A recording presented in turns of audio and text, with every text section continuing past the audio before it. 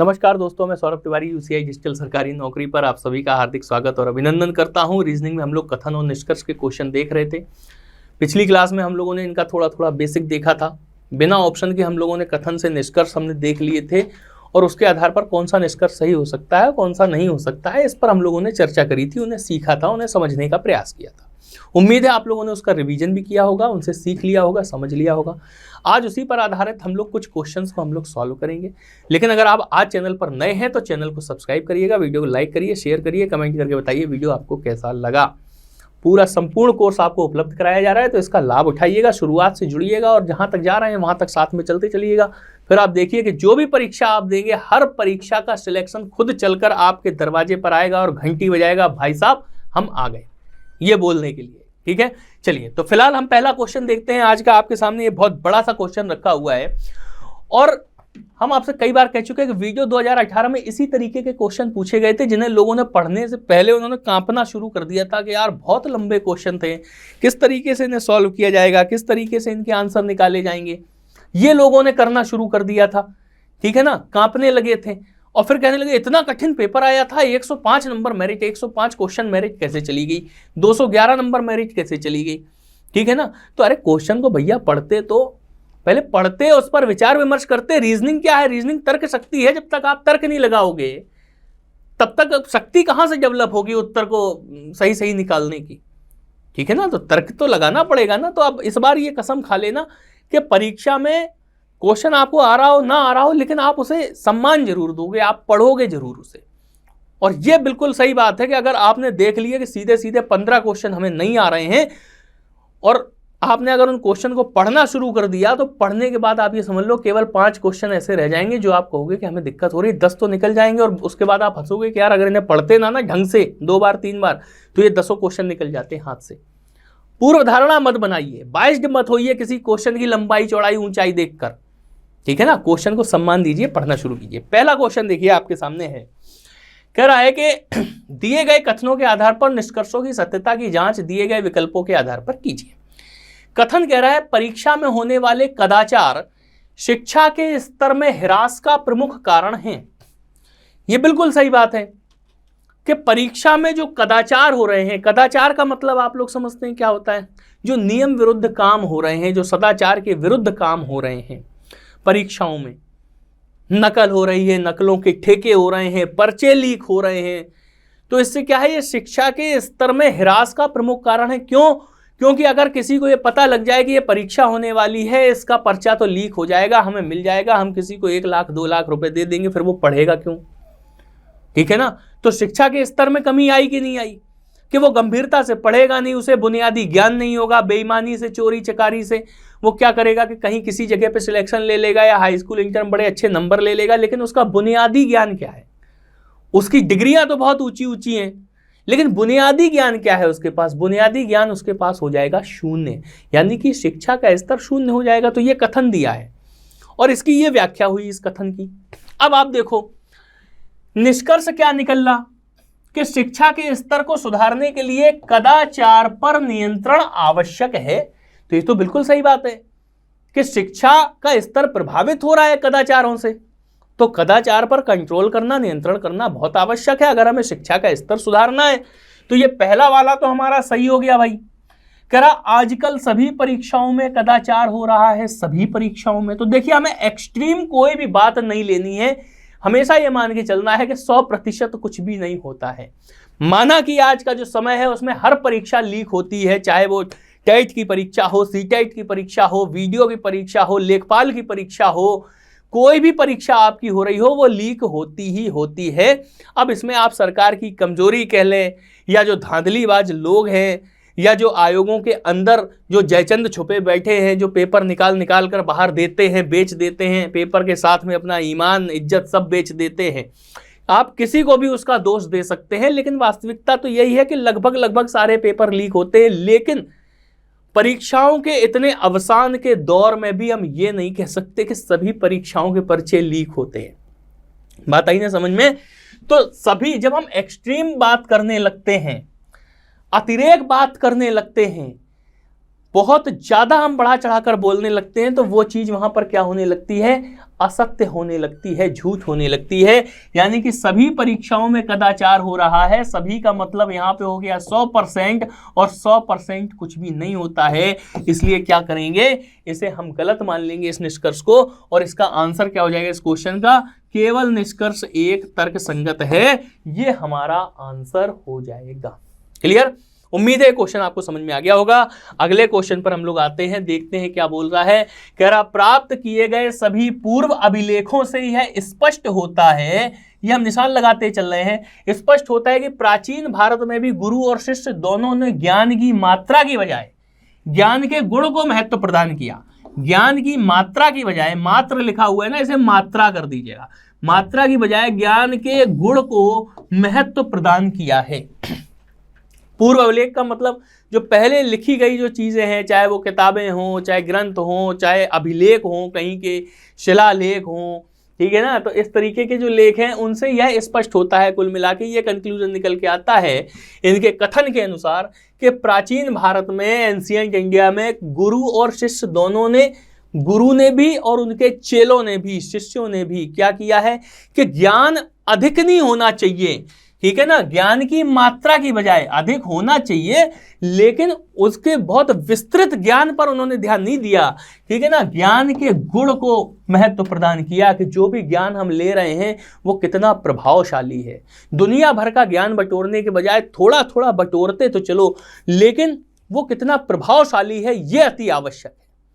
बात आई ना समझ में? तो गुरु और शिष्य दोनों ने इसी बात को फॉलो किया कि ज्ञान की मात्रा भले ही अधिक ना हो, लेकिन ज्ञान जो है वो गुणवान हो, प्रभावशाली हो।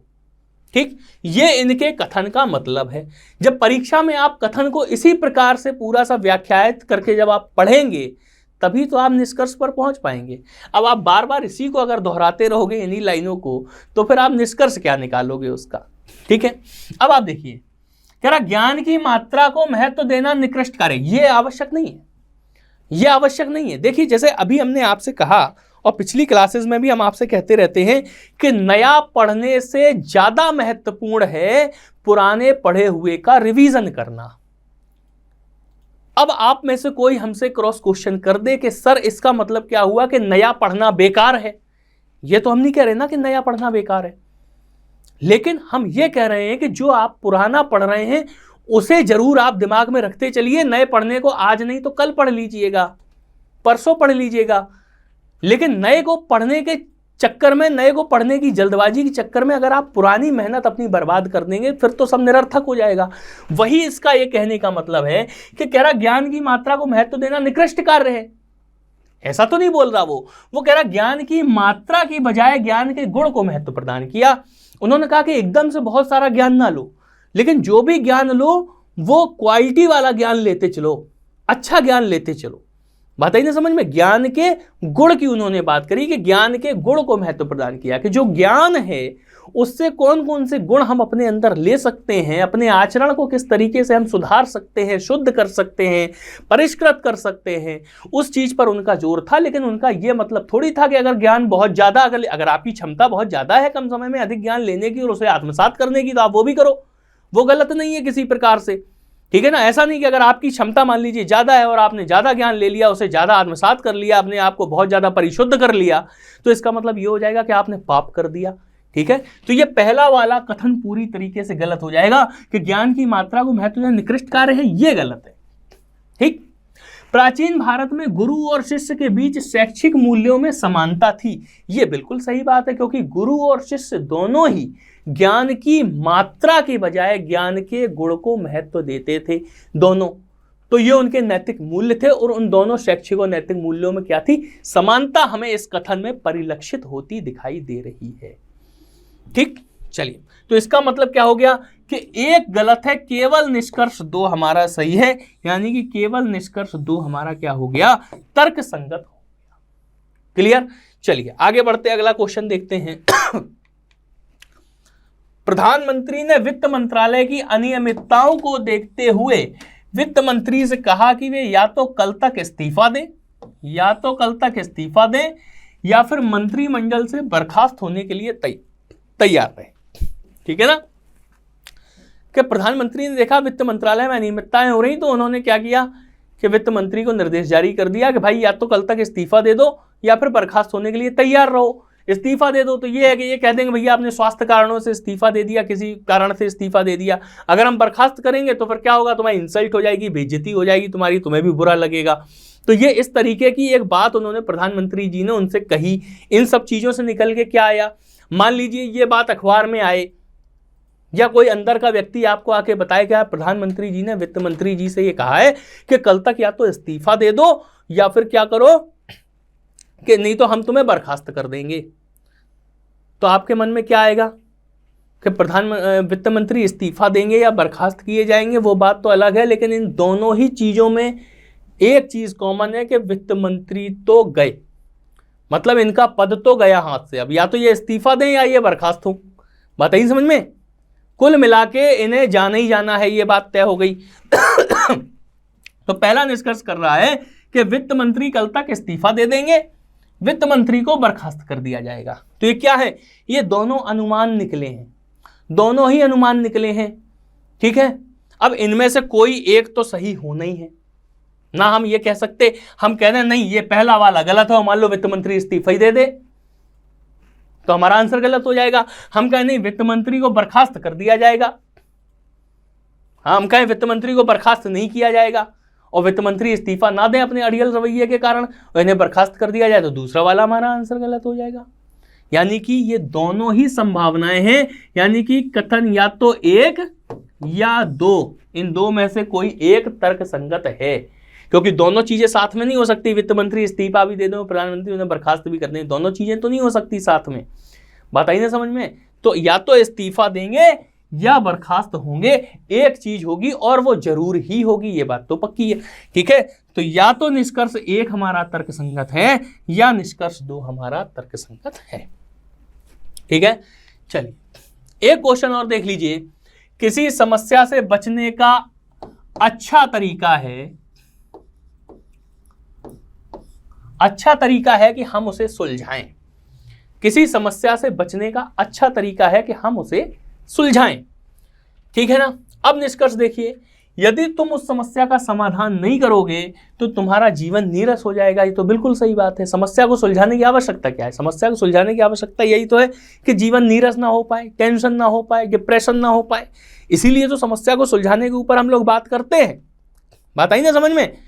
अगर मान लीजिए हमारे घर में, हमारे गमले में एक साथ 10 गुलाब के फूल उगाए, तो हम ये थोड़ी सोचेंगे कि ये हमारे घर की समस्या है, क्योंकि वो समस्या है ही नहीं। तो हम कहेंगे यार नहीं बहुत बढ़िया है, बना रहने दो। लेकिन आप मान लो कि आपके घर में एकदम से 2 सांप निकल आए, तो ये आपकी समस्या हो जाएगी कि नहीं हो जाएगी, फिर तो आप उसे भगाने में लग जाओगे, बात आई ना समझ में। तो समस्या को भगाना ही उचित है, क्योंकि अगर आप नहीं भगाओगे तो आपके जीवन में क्या हो जाएगा, टेंशन डिप्रेशन हो जाएगा, यानी कि जीवन क्या हो जाएगा, नीरस हो जाएगा। ये पहला वाला तो बिल्कुल सही हो गया। समस्या से बचने के लिए कोई ना कोई उपाय होना चाहिए। भाई घर में सांप निकल आया, आप कहो यार हमें तो कुछ पता ही नहीं है, हम क्या करें, आप बैठे हो, अब सांप क्या कर रहा है, पूरे घर के अंदर तांडव कर रहा है। तो ये भी जरूरी है कि समस्या से बचने का कोई ना कोई उपाय आपके पास तो होना चाहिए। ये जरूर थोड़ी है कि आप हाथ से पकड़ के सांप को फेंकने लगो, लेकिन भैया कम से कम किसी को फोन कर दो, आसपास के लोगों को फोन करो, हमारे घर में सांप निकल आया है। आप सपेरे को बुला सकते हो किसी के संपर्क के माध्यम से, ठीक है ना। कई सारे रास्ते आपके पास हो सकते हैं।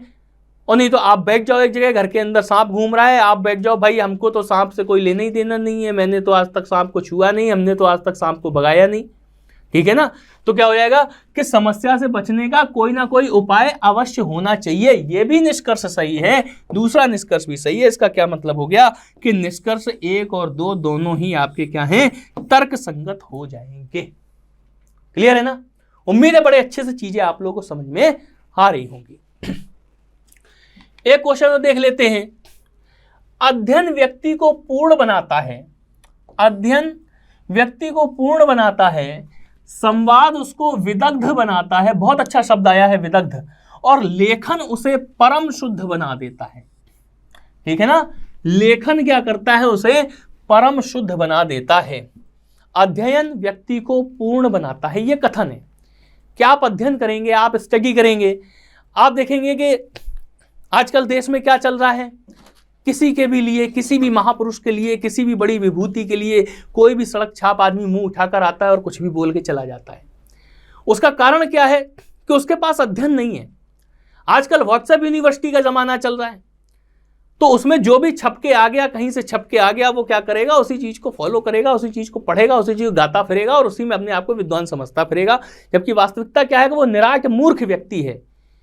ठीक है, अब आप समझो कि अगर वो अध्ययन करे, मान लीजिए लोग गांधी को गालियां देते हैं, तो गांधी को गालियां देने वाले अगर आपके सामने भी अगर कोई इस प्रकार का व्यक्ति आए और आपने अगर गांधी को पढ़ा है, तो आप उससे 4 क्रॉस क्वेश्चन करिए, गांधी के विषय में उससे पूछिए, महात्मा गांधी की जीवन शैली के विषय में उनसे पूछिए कि इतना बड़ा व्यक्तित्व होने के बावजूद, एक धनाढ्य परिवार से होने के बावजूद, एक व्यक्ति को क्या आवश्यकता थी कि वो केवल एक लंगोटी में पूरे जीवन जिस व्यक्ति ने अपना निकाल दिया, उसे ये सब करने की क्या आवश्यकता थी। तो उन लोगों के पास उत्तर नहीं होते। क्यों? क्योंकि उनके पास अध्ययन की क्या है, कमी है। और जो अध्ययन करते हैं ना, वो क्या करते हैं, उनका व्यक्तित्व पूर्ण होता है। ठीक है, और अध्ययन क्या करता है, व्यक्ति को पूर्ण बनाता है। और संवाद यानी कि विमर्श, विचार विमर्श, ये क्या होता है, ये व्यक्ति को विदग्ध बनाता है। विदग्ध बहुत ही खूबसूरत शब्द है। विदग्ध का मतलब क्या होता है, कुशल या प्रवीण। बात आई ना समझ में? विदग्ध क्या होता है, कुशल होता है, जिसे हम कहते हैं ट्रेंड, जिसे हम कहते हैं। ठीक है ना? तो आप चीजों को अगर आप पढ़ेंगे, उनका अध्ययन करेंगे, तो आपका व्यक्तित्व पूर्ण होगा। फिर जब आप उन्हें संवाद में शामिल करेंगे, फिर क्या होंगे कि आप प्रवीण होंगे, ट्रेंड होंगे, कुशल होंगे। और उसके बाद फिर अगर आप उसे लेखन में उभारने लगेंगे, तो फिर आप क्या हो जाएंगे, आप परम शुद्ध हो जाएंगे। क्योंकि लेखनी क्या होती है, लेखनी एक बड़े समाज तक जाती है, उसमें आप कुछ भी गलत नहीं लिख सकते हैं। बात आई ना समझ में? तो परम शुद्ध बना देता है, ये इसका मतलब हुआ। अब देखिए निष्कर्ष क्या निकल रहा, उद्देश्य गर्भित एवं सुनिश्चित अभिव्यक्ति केवल विस्तृत लेखन द्वारा प्राप्त होती है। ये बात बिल्कुल सही है कि आपके लेखन का जितना विस्तार होगा, आपके उद्देश्य उतना ही गर्भित और सुनिश्चित अभिव्यक्ति आपके अंदर आएगी। ठीक है ना? तो ये आपका पहला सही हो गया। कह रहा विस्तृत अध्ययन मनुष्य को पूर्ण बनाता है, बिल्कुल सही बात है। अगर आप कोई भी चौपतिया कहीं से खरीद लोगे 20, 25, 50 रुपए की, उससे पढ़ के अगर आप गांधी के विषय में, नेहरू के विषय में, सुभाष चंद्र बोस और भगत सिंह के विषय में, चंद्रशेखर आजाद के विषय में अगर आप धारणाएं बनाने लगेंगे, तो फिर आप बिल्कुल कुबुद्धि और मूर्ख कहलाएंगे। लेकिन जब आप उन पर विस्तृत अध्ययन करेंगे, आप समय देंगे उनके ऊपर, अपने दिमाग को पेन देंगे, उनसे सीखने की कोशिश करेंगे, तब आप क्या हो जाएंगे, एक पूर्ण मनुष्य के रूप में बिल्कुल से परिपक्व होकर सामने आएंगे। तो इसका मतलब क्या हुआ कि ये दोनों ही हमारे सही हैं। निष्कर्ष 1 और 2 दोनों ही तर्कसंगत हैं। क्लियर है ना? तो आज के लिए हम लोग इतना ही रखते हैं। एक आध क्लास में हम लोग इस चैप्टर को खत्म कर देंगे। उम्मीद है आप लोग बहुत अच्छे से समझ में आ रहा होगा। चैनल को सब्सक्राइब करिए, वीडियो को लाइक करिए, शेयर करिए, कमेंट करके बताइए वीडियो आपको कैसा लगा। बहुत बहुत धन्यवाद।